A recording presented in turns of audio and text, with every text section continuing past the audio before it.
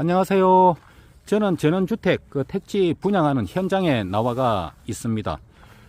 여기는 22년도 국토부 실거래가 자료에 보면은 이 일대로 평당 10만원에서 12만원에 거래가 됐던 곳인데, 현재 이곳은 택지 분양 평당 지금 단가가 100만원입니다.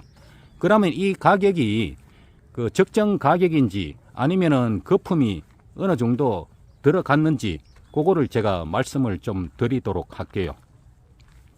보통 토목공사 100평 기준으로 대략적인 기준으로 말씀을 드리도록 할게요. 보통 인허가 비용이 한 400 정도 들어가고, 그 다음에 이제 토사 비용 100만원, 그 다음에 이제 굴삭기 100만원, 석축 비용 1000만원, 형질 변경하는데 이제 한 1000만원. 토목공사 비용은 대략적으로 이제 산출을 한 거기 때문에 기타 비용까지 이제 감안을 하더라도 20에서 최고 한 30만원 정도, 현장 상황에 따라 가지고 안반이 나오거나 큰 바위들이 계속 나오면 이제 공사비가 정액이 된다 선 치더라도 22년도에 10만원 단가가 실거래가 됐던 곳이 지금은 평당 100만원에 이제 분양을 지금 하는 곳입니다. 과연 이 가격이 거품 없이 적정하게 나온 가격인지, 그거는 이제 우리 시청자님들이 이제 판단을 하시기 바랍니다. 아까 택지 분양하는 곳을 벗어나 가지고 여기는 곡성입니다. 곡성의 전원주택 단지에 지금 와가 있거든요. 일단은 집은 깔끔하게 다 잘 지어진 그런 전원주택 단지입니다. 이 건물들은 대략 감정가가 2억대가 넘는 그런 주택입니다. 주택인데, 이것도 국토부 실거래가 기준으로 말씀을 드리면은 22년도에 9천만원에 실거래가 된 곳입니다. 그러니까 가격 차이가 많이 나지요. 여기도 바깥에 보시면은 조망 하나는 진짜 멋집니다. 저 앞쪽으로 이제 섬진강이, 지금 나무가 가리갖고 제대로 안 보이는데 섬진강이 흐르는 그런 전원주택 단지입니다. 이 가격이 왜 이렇게 전원주택이 들쭉날쭉 하느냐 하면은, 도시 같으면은 어느 정도 아파트 밀집 지역이기 때문에 평균 기준 단가라는 게 있어요.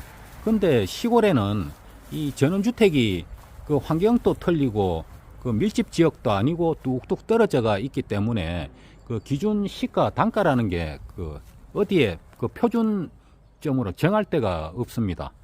보통 전원주택이라고 하면은 건축 비용이 평당 대략적인 금액을 따지면은 500에서 한 800 정도 합니다. 그러고 또 거기에 따라 또 목조 주택이냐, 아니면 철근 콘크리트 주택이냐, 아니면 경량 철골로 지었냐, 이제 거기에 따라가 또 가격 차이가 또 납니다.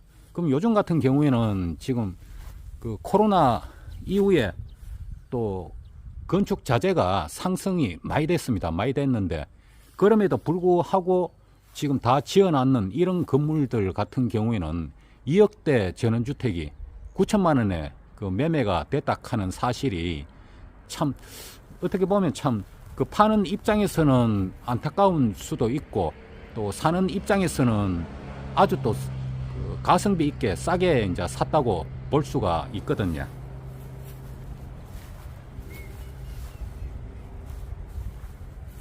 경치는 정말 좋지요.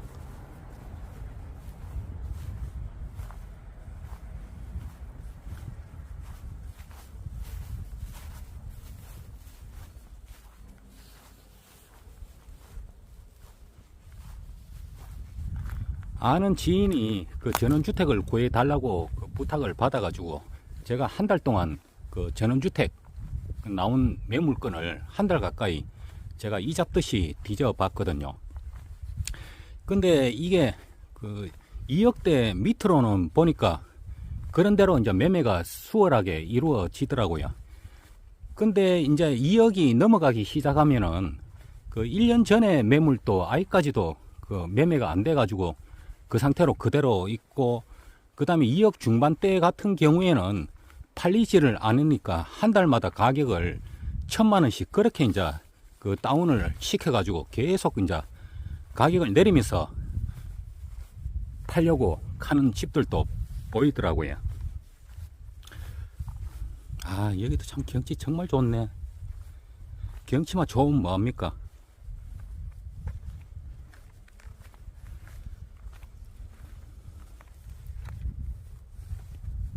이 전원주택 같은 경우에는 처음에는 이제 들어와 가지고 여기서 인생 2막으로 노후생활 편안하게 이제 하자고 그렇게 들어왔지만은 막상 살다 보면은 보통 정년 퇴직해 갖고 이제 들어오게 되잖아요. 그럼 나이가 조금 이제 더 들다 보면은 이제 몸이 슬슬 아프기 시작하면은 병원을 찾게 되고, 또 의원급 가지고는 안 되면은 조금 더 큰 병원으로 그렇게 가게 되면은 벌써 큰 병원에서 시골에서 왔다 갔다 하면 하루를 다 잡아먹어요. 그렇게 자꾸 다니다 보면은 거기에 대한 스트레스를 받기 시작하고, 나중에는 그 집을 도저히 병원 문제나 이런 것 때문에 집을 이제 되팔게 매매로 내놓게 됩니다. 대부분 그런 분들이 많아요. 3년, 4년 이렇게 살다가 내놓게 되는데, 본인이 직접 그 당시에 샀던 가격에 비례해 가지고 주택을 내놓게 되면은 매매가 거의 잘 안 이루어집니다. 매매가 가장 잘 이루어지는 금액은 1억 중반대, 그런 금액은 매매가 쉽게 어느 정도 빨리빨리 되는데, 2억이 넘어가면은 그 손해를 보고 그 판매를 하든지 그렇게 대부분 하는 분들이 많습니다. 그리고 이 주택을, 마음에 드는 주택이 있는데 이 금액이 과연 적정 가격인지 아니면은 너무 높게 부르는지, 그런 거를 그 판단을 하려고 하면은 제 나름대로의 그 방법이 있습니다. 그 집 주소, 팔고자 하는 집 주소를, 시골에는 거의 농협금융권 거래를 많이 합니다. 그 농협의 대출계에다가 연락을 해가지고 집은 주소를 가르쳐 주고, 이 집에 대한 그 대출 감정가 얼마까지 나오는지 그거를 물어보셔가지고 그 대출 금액하고 그 판매 금액하고 간격이 어느 정도 좁으면은 그 거품이 덜 끼었다고 봐야 되고, 그 다음에 반대로 그 대출 금액하고 그 팔고자 하는 금액이, 판매 금액이 차이가 많이 난다고 그렇게 되면은 그 거품이 어느 정도 많이 끼었다고 봐야 돼요. 지금 은행 금리가 6%대입니다.